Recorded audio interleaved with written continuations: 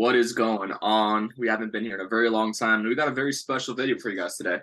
We got my boy Johan Tan here for a guest speaker, and we're discussing the NBA top 10 lists. Yes. And today we're going to start off with some honorable mentions. So, who wants to take it away first? I think Johan, since you're the guest, you can go ahead. For sure, man. Yeah, I mean, this is kind of my specialty. Just want to say I'm excited to be on the pod, y'all. This is actually my video idea.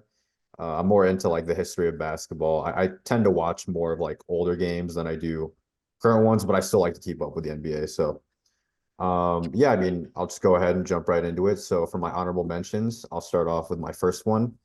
I have Bill Russell.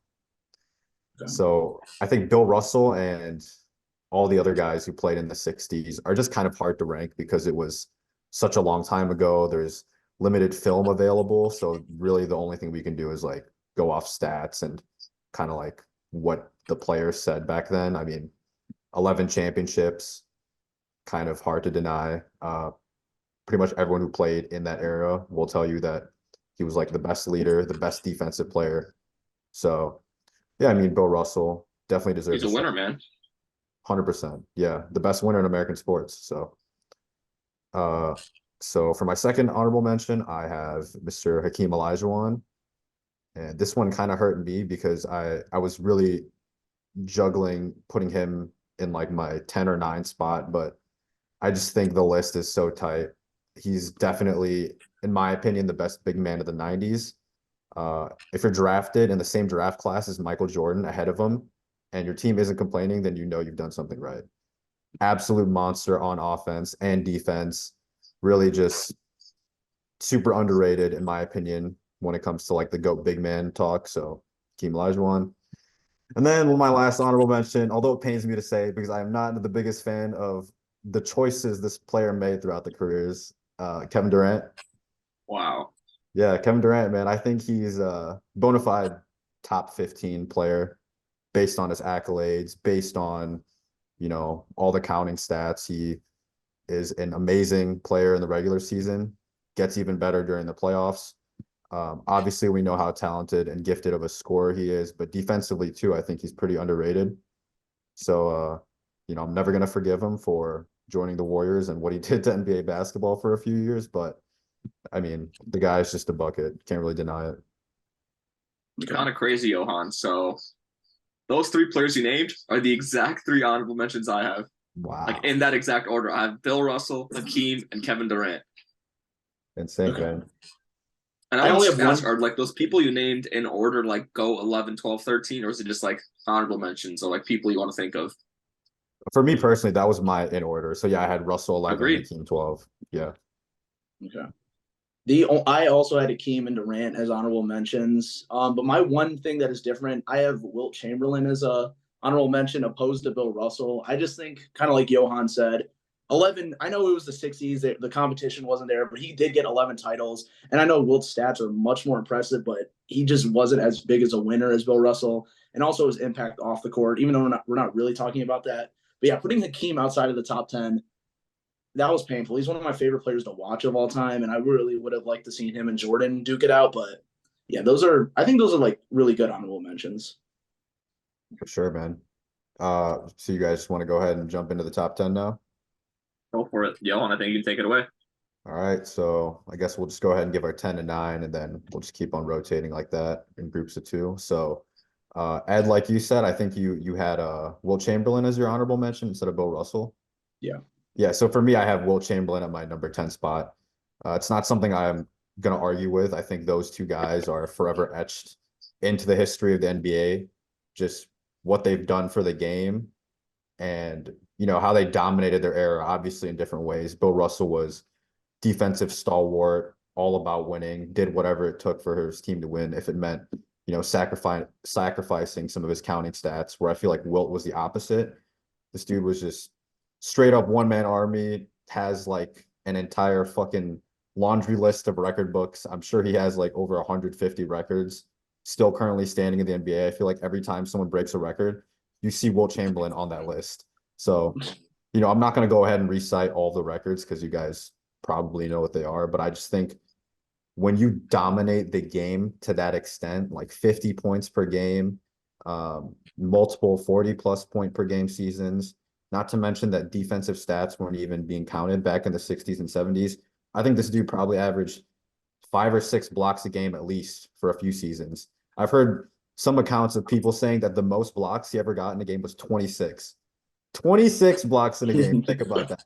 I don't know if that's true. I feel like a lot of the stuff about Wilt Chamberlain is cap, but like this dude was just a straight up like myth, like just a mythical figure in the NBA. I think just for how he absolutely dominated the game the way that he did, I have him in my number 10 spot, just slightly ahead of Bill Russell.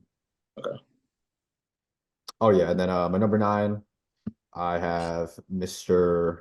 The Great White Hope, the hit from French Lick. I got Larry Bird. Feel like that might be a little bit controversial. I think most people would have him higher, but I think his career was a bit too short for me to have him higher on my list. Obviously, he's had one of the best peaks that we've seen in NBA history. I believe he finished top 2 in NBA MVP voting like 5 seasons in a row, something crazy like that. I still think he ended up winning like 2 or 3 MVPs. You know, him and Magic Johnson just going back and forth in the 80s, leading some of the best Celtics teams that we've ever seen in the NBA. Obviously a sniper from deep, 3-level scorer, really underrated defender as well. I mean, what can I say? Yeah, it's very interesting. That 10 spot, I also have Wilt for the same reasons, like you said. It's a very long time ago. It's really hard to like analyze these players and see how they would be today, comparing them with like players like LeBron and everything. So I mean, Wilt, as great as he is, I think I have to put him at that 10 spot. And it's funny that you mentioned like that record breaking thing today, because I was watching the Sixers game and they showed up this stat where it's like Joel Embiid is surpassing the amount of points per minute. And they were like compared it to Wilt. He averaged 50 points in 48 minutes per game. And I'm like, that's ridiculous, dude. Those stats are crazy.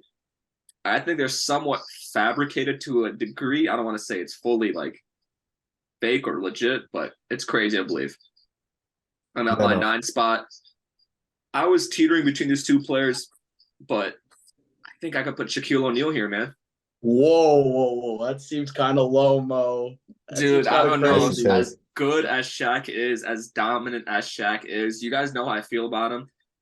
He had so much more in the tank, man. He was just lazy sometimes, bro. Kobe said it himself, man. Shaq could have been the greatest one player of all time if he wanted to be.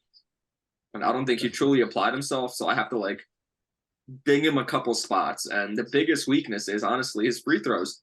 As dominant as he was, they created Hack-a-Shaq for him. And it worked. Okay, that's fair. so My 10, it's Bill Russell. Like it was really close to being honorable mention. We really got to talk about that. Number 9, I have Stephen Curry at 9. He obviously changed the game completely, but I think what knocks him down a lot for me is I'm gonna sound bogus for this, but a lot of the rings he did have KD in 2 of them. He got pretty lucky in the first year he beat LeBron. That Cavs team was very hindered. But in terms of like impact on the game, he's on the Mount Rushmore. He completely revolutionized the game. Underrated playmaker, underrated leader, I think. I just have trouble putting him above guys that won chips as the number 1 guy. I know Curry was still like those Warriors team. It was his team, but KD was the best player on those teams. it's fair enough, man. I mean, that's something that I actually don't really consider that often with Steph Curry. It's a good point you brought up with him, like technically being the number 2 guy on those 2 teams. I mean, it was still his team, but KD was really the one leading, like really dominating the game during that time. And then obviously you had the injuries to Kyrie and Kevin Love in 2015. So good point there. Personally, I'm not a big fan of that argument because you could say that about a lot of players. If you're looking at a player like Kobe Bryant, I mean, you had Shaquille O'Neal, and they were like trading off 1A, 1B at some night. So it's really hard to say. You can say the same thing about Kobe. And I don't think it's really fair to say that, yes, Kevin Durant did join the greatest team of all time. But at the end of the day, they were 1A, 1B. It's fine. I think Curry might just creep up on my list higher as his career goes on. He hasn't really showed any signs of slowing down. Just the rest of the Warriors have. But yeah, that's my 9 and 10. Sweet. All right. I mean, so I'll go ahead and jump in and give my 8 and 7. So for number 8, I have the man who pretty much was the rival of my number 9 all throughout the 80s. It's Magic Johnson. I think that's kind of a spicy take. I think most of the time, if you Google like top 10 NBA players or like you just hear people give their list, he'll be like top 5, sometimes top 3 even. I think for me, I would have him a bit lower than most people for similar reasons to Larry. He unfortunately had his career cut short by extenuating circumstances. Shouldn't be funny, but I saw these dudes smiling. So, anyways, had his career cut short, unfortunately. He was actually in his prime still when he had to retire. I think he finished top 5 in MVP voting that year. They lost to the Bulls. And I think James Worthy was also out for that series and they still won. They took a game from MJ. So really underrated that season. His 3-point shot was getting good. But, Magic Johnson, I think, has a really good argument for being the most offensively valuable player of all time. I think at his peak, he was the best like passer, playmaker type of player. His assist numbers in the regular season and the postseason are just nuts. 12 assists per game, 13 assists per game. You don't see that like ever really, aside from him and like John Stockton. Wasn't the best defender, but I just think the way he corralled his unit and guided the troops deserves to be in the top 10 for sure. And at number 7, I have Mr. Stephen Curry. And my main reason actually for putting Steph Curry at number 7 was because the whole GOAT point guard debate has been heating up a lot recently. I know Curry and Magic have kind of gone back and forth in the media recently, given their opinions on it. I think honestly, the deciding factor for me was like my personal bias, just the fact that I've seen Curry play his entire career. I've seen the man literally, as Ed already said, change the game, greatest shooter of all time. Really selfless guy, really just fantastic leader. I think out of like anyone in NBA history, he is one of the easiest people to build a team around because this dude can play on the ball just fine. He's a great playmaker, but again, he's also an off-ball threat. Like you just go ahead and set like 4 illegal screens for him, like they were doing back in the 2010s. That's 30 a night easy. So yeah, Steph Curry at number 7, just slightly ahead of Magic for me. I like that list a lot so far, Johan. I'm not gonna lie. But at my 8th spot, we have to go with Mr. Driveway. I have Larry Bird that falls here, and the reason why I say Driveway, man, if he didn't redo his mom's driveway, he'd be way higher. That's But nice. Larry Bird, honestly, a legend. That's the guy who played with so much confidence. Honestly, almost zero faults in his game. Sure, you can mention his speed. He was a bit slow, but still a monster on the defensive end. Absolute bucket on the offensive end. He could be playmaking. He could rebound. There was nothing he couldn't do. And that's why I got Larry Bird in my 8th spot.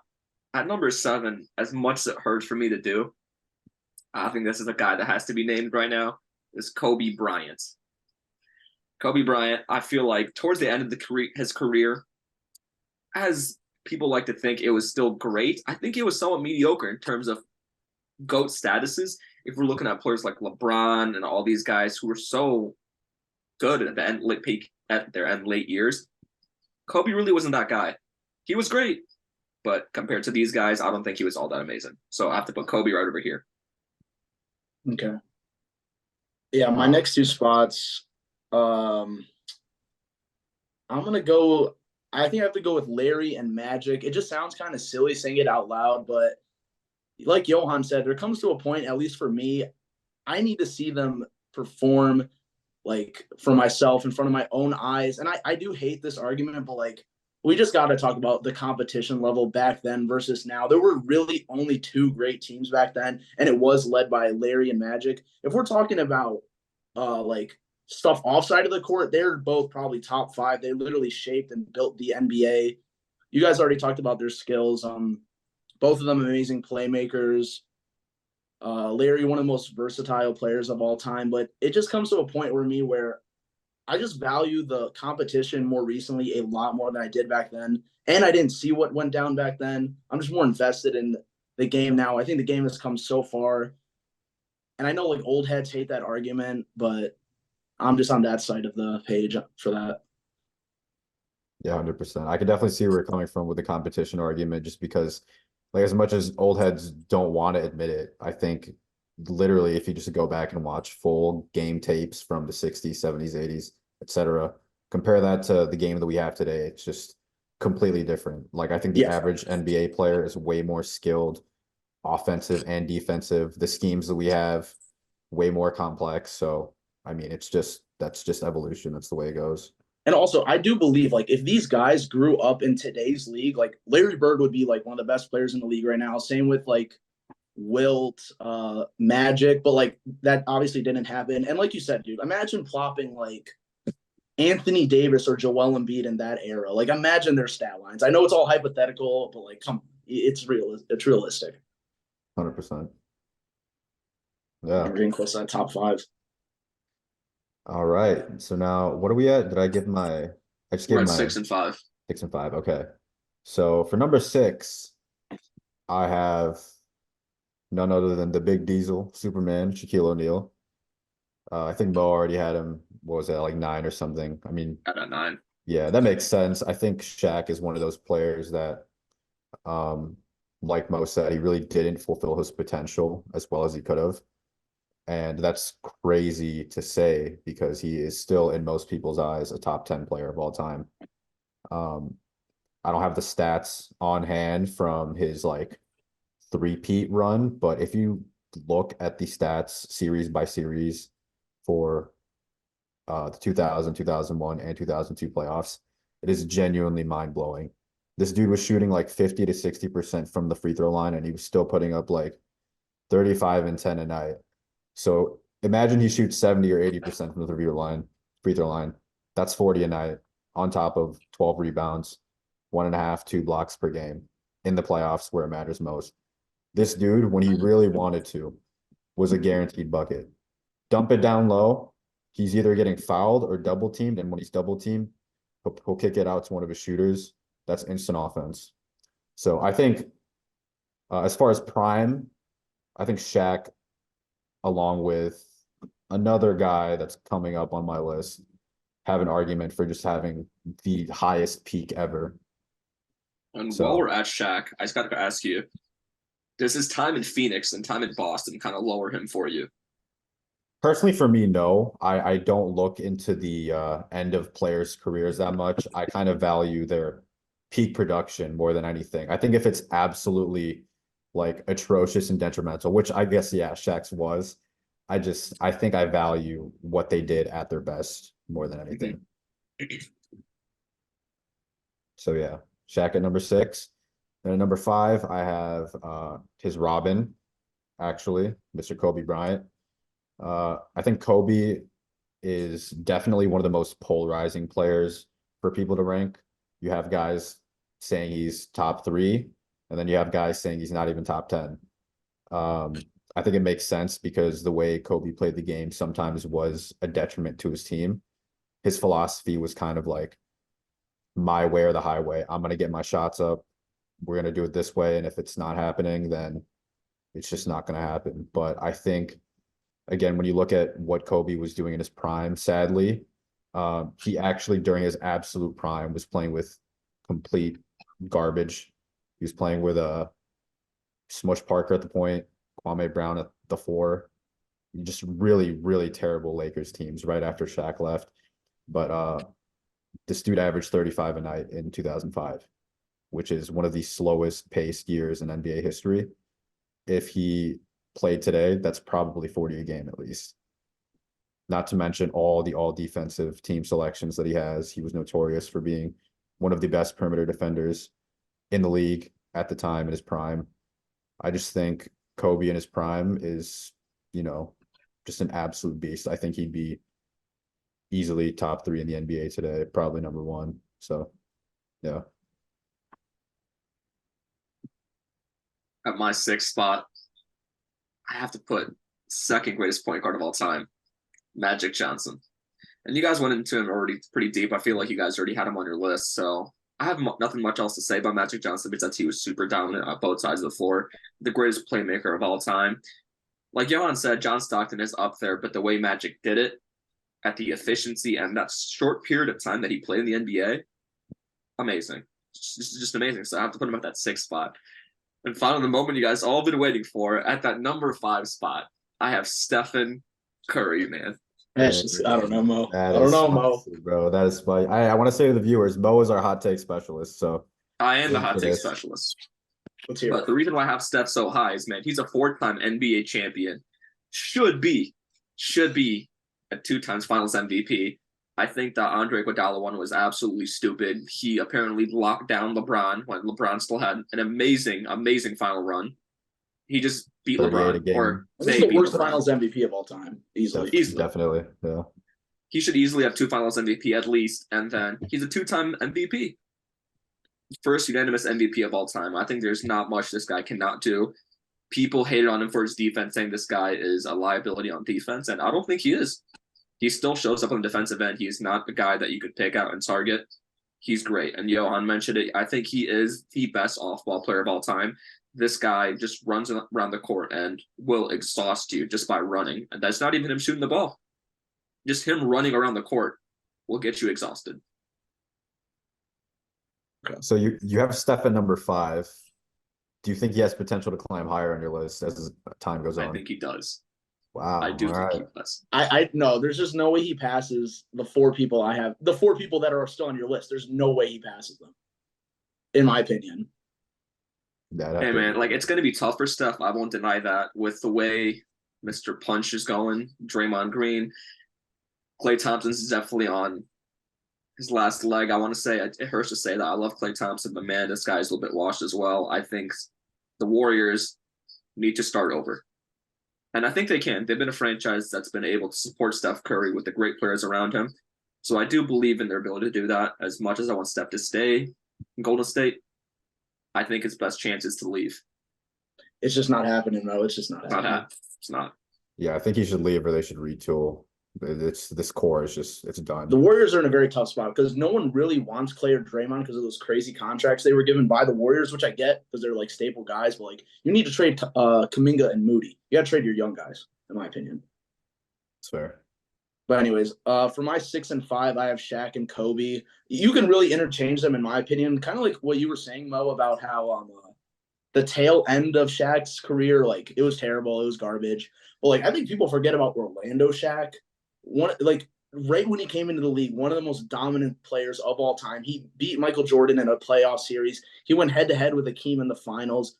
I feel like people just forget about the Orlando days for Shaq. And kind of like Johan said, he's just one of those guys. You just look at him on the court, watch him play. He's just automatic bucket a lot of time. I think he would be, obviously one of the best players in today's league. Now, him and Kobe, like I said, they're interchangeable. I just have Kobe because I do think that 09 and 010 title run, like those 2 years were just so damn special, in my opinion. The Orlando team wasn't amazing, but that Boston rivalry was insane. And like how he got redemption for when he lost in the finals. And he got robbed of, I think, at least 1 or 2 MVP seasons, MVP awards. But yeah, those are my 6 and 5. All right. Before we all get into our top 4 guys, Mo, I just want to address you having Curry over Shaq and Kobe. I want to know if you agree with this, Johan. I don't think Curry could do what Shaq and Kobe did in terms of like the individual titles they won. Like the 2 titles Kobe won by himself. I don't think Curry, you put him in a scenario like that, I don't think he could do it. Is that a hot take? I mean, I would personally agree. I think part of what went into my list is kind of like being really well-rounded on the basketball court. So that for me, that meant being like a two-way player, which kind of, I don't blame him. He's 6'3" and skinny. Like you're just not going to be that good of a defender if you're that size. But at the end of the day, every one of my top 6 actually are pretty much equally as good on offense as they are on defense. So. And I'm not saying Curry is a system player. He's not, because he created the system, but like he always had he had a team specifically catered to him.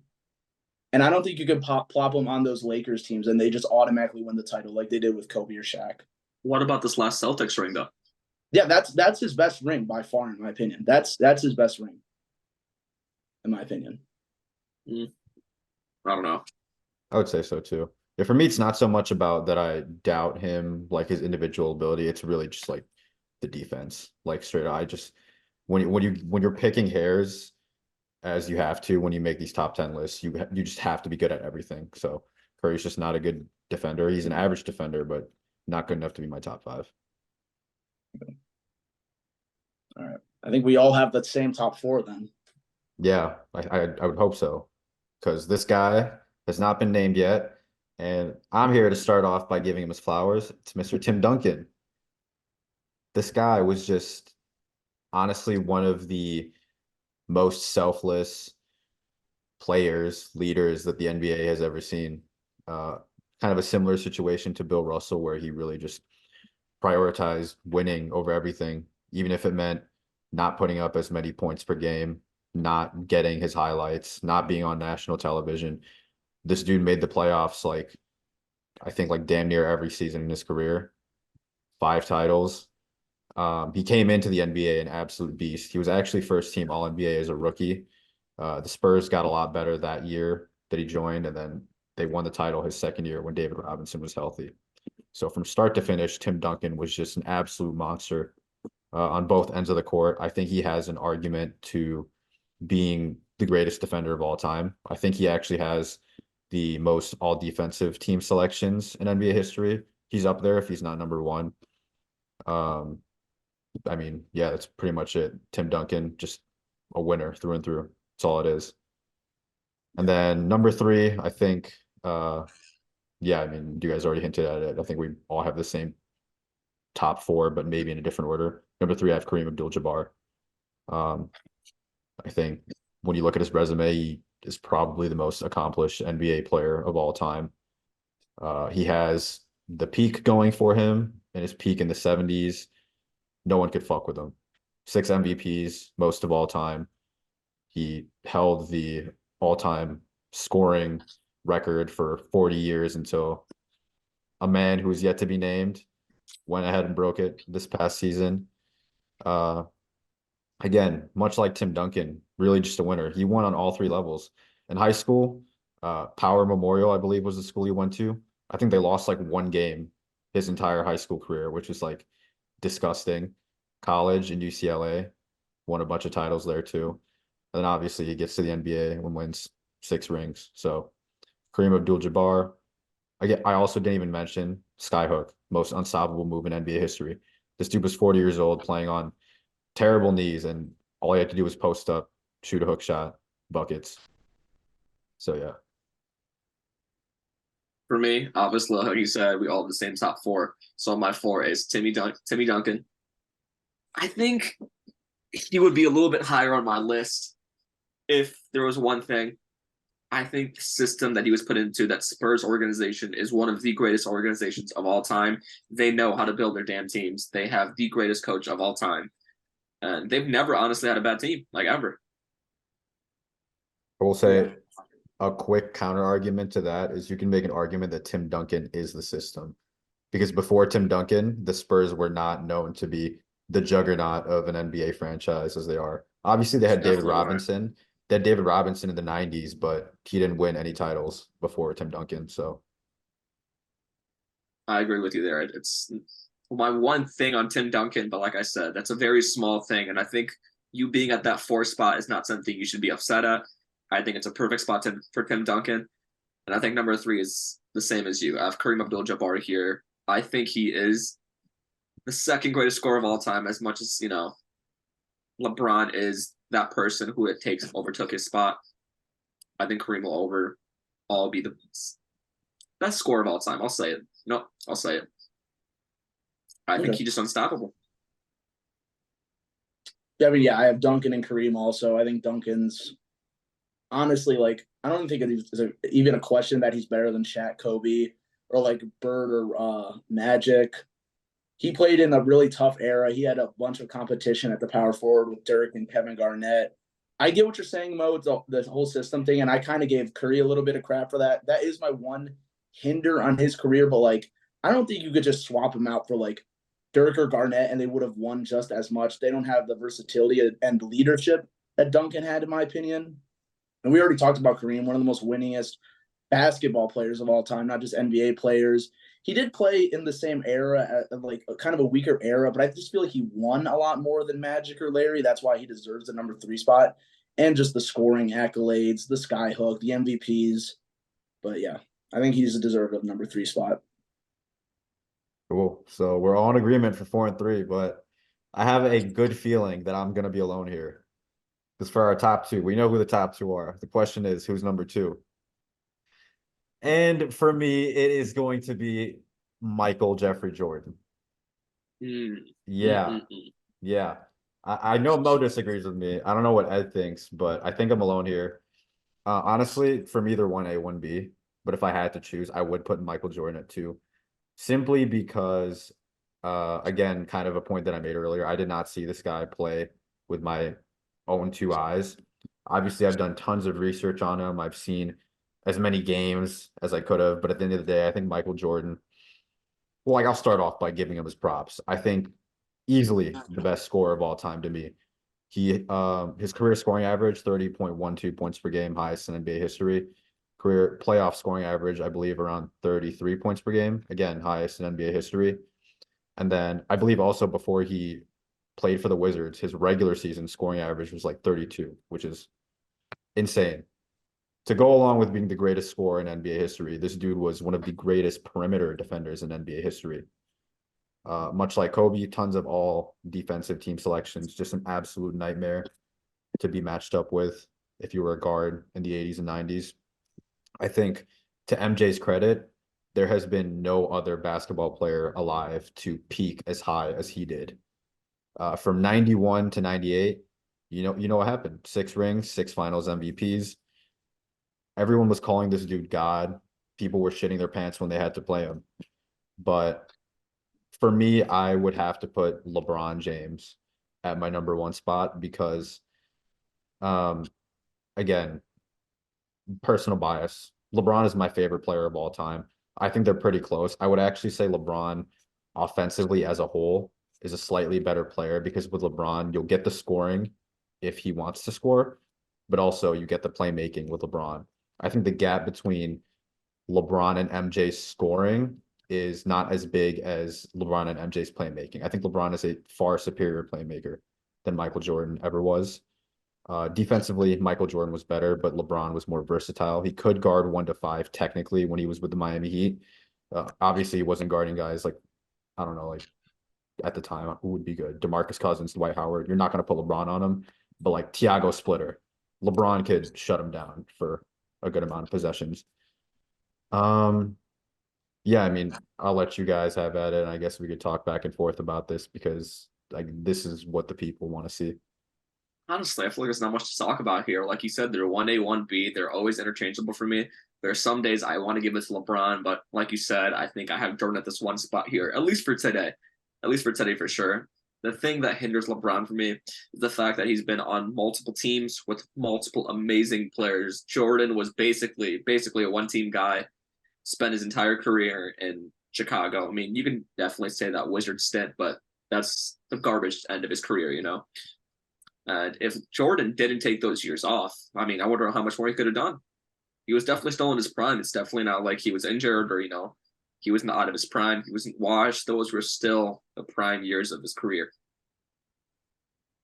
Okay. Yeah, I have MJ at 1 also, but like I said, it's 1A, like you guys said, it's 1A, 1B. I hate this debate when people get so like passionate and triggered about who they put at 1 or 2. They're obviously both 1 and 2.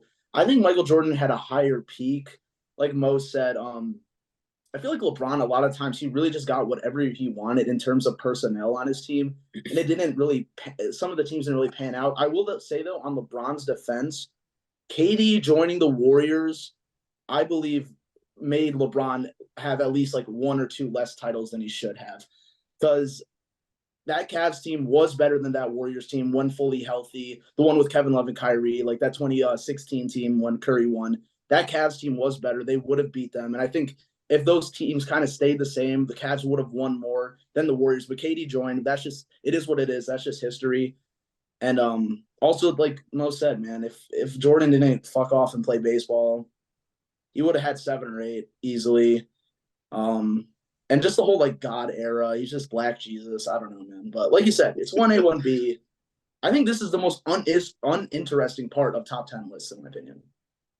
That's I want to fair. mention this one thing. Sorry, Alan, but this NBA Cup, does it move the needle for you guys? Suppose LeBron wins every single NBA Cup for the rest of his career. No, No. I have LeBron at 1. I didn't think it really did anything. At the end of the day, the guys weren't taking it as seriously as something like, the playoffs or the finals. Obviously, it's like a good thing to have, but it's I think it's its own thing. It barely, just for everything that he's done in his career, I would have it being the same weight as something like I don't know, like a all NBA All-star? third team maybe. Yeah, or all-star, something like that. But it's nothing compared to a ring. Mo, if Mhm. LeBron wins one more championship and Oh, is like, I mean, he's probably going to be the Finals MVP. I feel like he always gets those things over Davis, even though Davis should be the better player. Does that like solidify him at 1 over Jordan if he wins yes, another easily. chip? Okay, I agree. See, that's where I agree. This is And kind of like a what if to adding on to yours. So what if LeBron wins a ring and it's literally the tail end of his career? But I'm telling you, he is absolute garbage. Not garbage, but like a role player. oh, that's a Like good he one. is obviously not even like he's not even like starting. Like he's the sixth man. He's contributing for sure, but he gets that ring. I don't think that'll happen, but that is an interesting scenario because he would have to be on a nasty squad to be like the sixth man. You And have to I'm be one of those guys. 50, Yeah. 50 years old. That's when he's going to be coming off the bench. And also, I think the longevity of LeBron is insane. Like that's just crazy. Like no one's doing what he does at this age ever. But I just 100%. think he needs more rings. I think that's what it really is for me. He needs more titles. Yeah. This is something I talked about with Mo, I think a few days ago. Just some food for thought for you guys and the viewers. I think LeBron has faced some of the most difficult, out of his control circumstances for an NBA player, whereas I think Michael Jordan benefited greatly from things that were out of his control. So I'll give you a few examples. As grim as it is, Larry Bird and Magic Johnson both had to retire kind of in their prime. Magic got HIV. Larry Bird was shoveling his mom's driveway and he had to retire. Len Bias, the guy who was supposed to be the heir to the Celtics throne and also just someone competing with MJ throughout that era, this dude fucking died. Okay. I And forgot. then also take into account like he wasn't playing in the age of social media. I think he really had his career at the perfect time because it was the 90s. You had media coverage. Basketball was pretty much like a national, he made the game global. It was like a national sport at the time. You were getting good media attention, but you weren't being so scrutinized for every single decision you made on and off the court. Whereas, again, going back to LeBron, he stays in Cleveland, tries to win there for like 7 or 8 seasons. Front office, complete dumpster fire. Could not get him any sort of help whatsoever. So he took his career into his own hands and, formed a super team with the Miami Heat. Straight up, it was a super team. You can't deny that.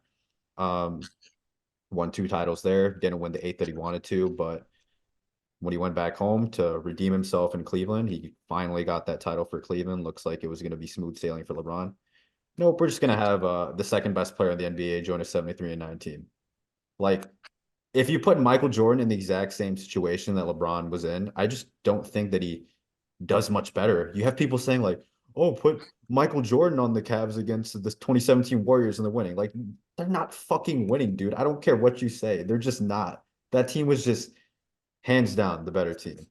But I will say also to MJ's credit, I think you brought this up earlier, Ed. LeBron was responsible for a lot of the teams that he's been on, and they just haven't panned out. I think he's too involved with the front office. Like bringing Russell Westbrook onto the team, I don't know what this dude was thinking. That was one of the worst decisions he could have made for his career. Yeah, That Lakers team was dog shit. So, yeah, I mean, I think LeBron and MJ 1A, 1B, but you know, I think some of the circumstances they faced throughout their career has helped shape that ranking and outcome. all right. It's definitely Anything a very else you guys interesting want take. to? Anything else you guys want to add before we wrap this one up? The top 10, I'm good, but then we still got the next up. Yeah, I was thinking we just make. We can do it right now, but I'll just make it like we can make it 2 videos. Okay, but Do you think that's a better idea? I don't know. It's up to you guys. I mean, how do you know how I guess we long? see how long this video is. Yeah, If it's Okay. really long, make it 2 different ones. If it's like pushing 40, I think we can maybe add it to this one, depending on how long this one takes. I mean, I don't know about you guys. I watch some basketball podcasts. I like when the episodes are long. Like I like hour and a half long episodes. I just have it on in the background when I'm like showering, eating. Mhm. So, Okay. All right, yeah, we'll see how long it is. All right. all right. All right, I'll transition into the next topic. Okay, now guys, that we have finished our top 10 go list, we are gonna pick a few names of current NBA players that might crack into that top 10. We're not saying they're definitely locks, but these are some guys that we think could crack the list. I think we all picked around like 3 to 5 guys, right? Okay. I have a feeling we have a lot of the same guys. Oh shit. I'm just gonna say my names and then we can just add on to it. So I have 6 names. I have Jokic, Wemby, Giannis, Luka, Tatum, and Embiid. Wow. I don't know about Tatum and Embiid, but the rest of the list I like a lot. It's very surprising to hear that from you, Mo, saying Embiid doesn't have a chance, but I would agree. It's I because he don't doesn't think have a ring. chance. Same with Tatum. Yeah, I just think it's too late for him. I think what he's doing right now is amazing, but Mm-hmm. if he doesn't win literally like this year, it's going to be really hard for him to crack that top 10. I think he has like top 25 potential, but top 10 is just like, I think Okay. it's too much. But yeah, I also had Jokic, Giannis, Luka, Wemby. And for my fifth guy, I'm going to drop a super hot take. I think Chet Holmgren, if he continues this pace of play and improves, also has a chance to break into that top 10, top 20 realm. That is That's spicy. really, really good. That's I spicy. mean, I'm the biggest Wemby rider out there, but like him and Chet, they've been like head to head this entire season. I think Wemby just overtook him in the Rookie of the Year race this past week. But like Chet is just he's the real deal, bro. He can score on all 3 levels, monster defensively.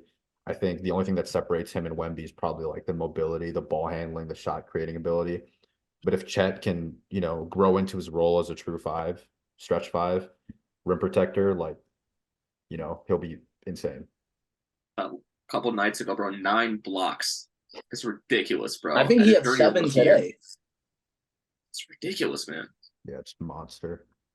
For my 5, I have Giannis, Luka, Jokic, Wemby. The last guy has not been named yet. Anthony Edwards. Okay. He was on my maybe list, but I picked Tatum and Embiid over him, but okay, I like it. I just wanted to throw Anthony Edwards in there for the simple fact is he's so young and he's making this Timberwolves team insane. Like literally insane. Yeah, he's carrying that team. Well, that I kind of want to ask you guys then, like, who would you rather build around, Chet or Ant? I'd say Ant for the simple fact that Chet I have injury concerns about. Anthony Edwards is I feel like is like a guy that I feel more confident about him being healthy for the rest of his career. And I don't know if Chet can lead a team like Ant can. Mm-hmm. He can definitely anchor a defense like pretty much anyone in the league right now as a rookie, which is insane. But offensively, I don't know if he can do what Ant can do. Yeah, it's hard to say because Chet is a number 2 guy to Shea right now, but I think I would also choose to build around Ant. I actually think he's kind of underperforming compared to the expectations that were set for him post FIBA. People were saying he'd be like a top 10, top 5 player. I drafted him in the first round of fantasy, which I kind of regret doing because as good as he's been, this has also been a really, really good team effort from Cat and Rudy Gobert this season. His counting stats aren't popping off as much as I would like them to, but again, just as a piece to build your team around, just his ability to do what he can on the floor, he's definitely got the potential. All right, let's talk about our locks. I think the biggest lock, in my opinion, is Jokic. You guys agree with that? Mm-hmm. Yeah, 100%. I mean, we already saw what he's done this last 3 to 4 years. I think I don't know if I'm just a KD hater, but he damn near already surpassed him in terms of greatness, in my opinion. Like he surpassed Giannis. up there with Malone and Barkley and Dirk, in my opinion, already. And he's had such a young career. He's kind of just now starting his peak. Is that a hot take that I think Jokic already surpassed KD? I'm just gonna say it. He did. Mm, I think it's a bit KD's hot, never but led his own team like Jokic has done. He's never. that's true. I can agree with that, but it's just one ring. Yeah, I don't have him ahead of KD, but I could if he continues this pace of play for like a few more seasons and then ends off well, I would probably have him ahead of KD. But I think he has the ability to become the greatest passer of all time. Just his size allows him to make passes that other guys couldn't. He's taller than Magic Johnson. He's making similar passes that he made. His scoring is pretty much unstoppable. His rebounding. You can argue his defense isn't elite, but it's definitely he's not a liability in my opinion. Like he's not a guy like, oh, let's just attack Jokic in the paint. And I think the Nuggets have done a great job of building a team around him. But yeah, I think he's easily the top guy right now that could crack the top 10. I think Jokic is definitely a top 5, maybe top 3 offensive player of all time. What do you guys think about that? Yeah, like you said, if he just keeps doing this for a few more years, because like the eye test is there, the stats are there. I think I just kind of jumped the gun. Also, he just needs a couple more years of it. Honestly, I think I might agree with that take. Top 3 is tough. Top 5, I could see him putting in that spot. Like Ed said, he's so versatile as a center. Being able to be the hub of your offense is ridiculous. Like Jamal Murray, as good as he is, I don't think he's the point guard. I think it's Jokic. Like it feels weird to say that, but he is. Yeah, no, I'm just saying that because if you take a look into, I'm a big stats guy. If you take a look into some of the advanced stats the Jokic posts these past few seasons, especially, it's absolutely ridiculous. Offensive box plus minus, VORP, Raptor, offensive win shares. This dude is just like literally having top 5 offensive seasons in NBA history. So, yeah. All right, let's move on to. I think number 2 is Luka Doncic. Yeah, Luka ahead of Giannis? Yeah, Same. I don't know if I trust that. Wait, Mo, you have that also? I have Giannis over Luka.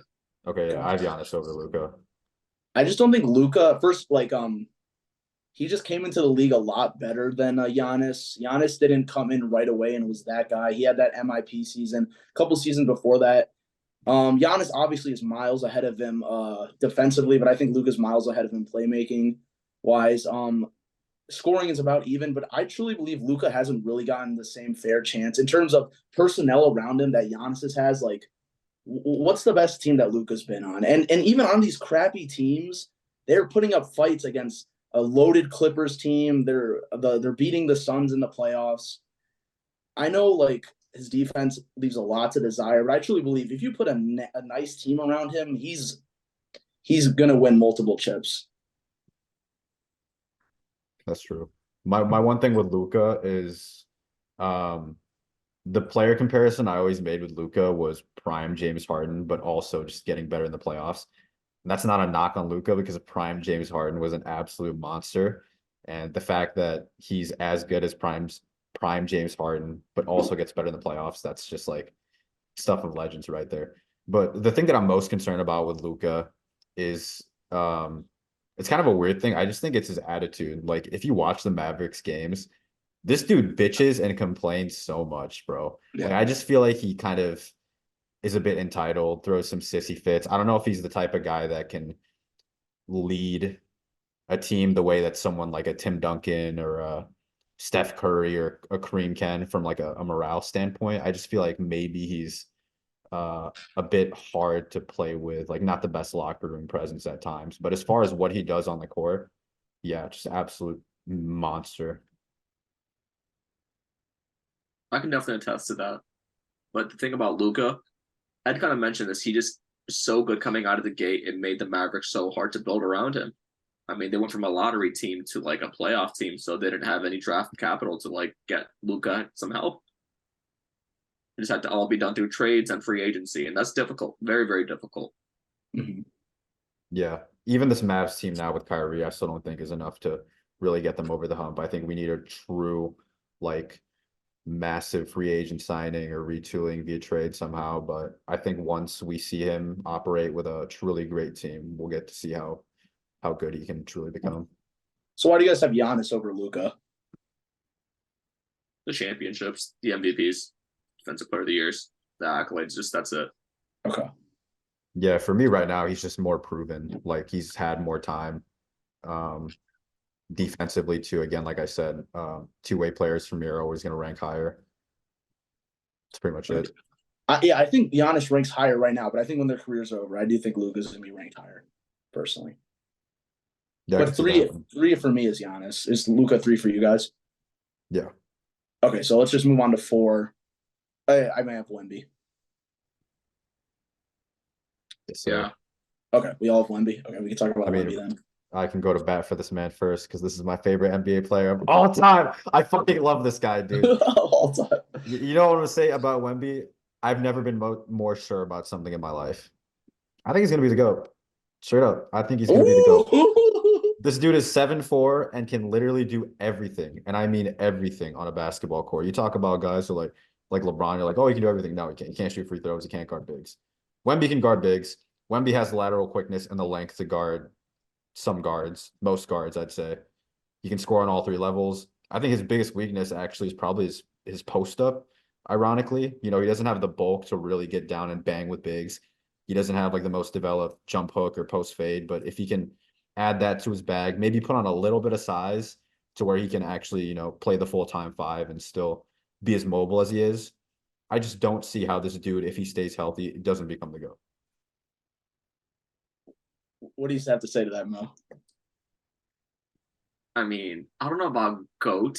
I see the vision. I do see the vision. Like Wemby has the tools. But it's Yes, man, just tools. that injury concern about these super freak bigs always scare me. It's like I hate falling in love with these type of players like John Morant, Derrick Rose. Like, I just don't want to fall in love with them, dude. I don't. Yeah, I'm trying to think of flaws of Wemby's game. I can't really find any, but I think like any superstar, you do need to build a team around him. Not like a team catered to him, but you just need like a championship roster around him. And but I'm not worried about it right now. It's literally his rookie year. The Spurs are rebuilding clearly. I'm not worried about that. But yeah, man, I like the argument. Hey man, pop the 10 commander. People are complaining about him not getting the ball, his teammates not passing the ball. I say, fuck that. Take it a step further. Don't even let him play. Let's go. Tank for that #1 draft pick. I don't want him to end up like Luka on a shit team. Get this man some help. And then by year 5, he's gonna go on like a fucking 5P. The fact that Jeremy Sochan is the #1 option right now is ridiculous. Bro, that point Sohan need to go. That was terrible. That was poor. I don't know what Pop was thinking. Might be the old age. I'm telling you, it's intentional. They're literally just developing their pieces and losing on purpose, which I'm completely fine with. The top 5 of next year's draft is pretty nice. Can't lie. But is there anyone else you guys really want to talk about? I think those 4 are absolute, like the top 4 by far. I already like kind of want to say Anthony Edwards, so I'm good on Anthony Edwards here. I'm trying to think anyone else. I can't. You mentioned Jason Tatum and Embiid. We talked about Embiid a bit, but I feel like we got to talk a little bit about Jason Tatum here. Those guys are a bit older than who we've already discussed, but I think they're definitely, at least Tatum definitely has at least 1 or 2 rings in his future. I would like to say the same for Embiid, but he's just on a far less talented team. I don't know what you're talking about, bro. Tatum is only 19. Oh yeah, That's facts. Hey, honestly, Embiid is having a monster season right now. I think he might be having a better season than his last. Mhm. So If he wins this MVP, it's truly deserving.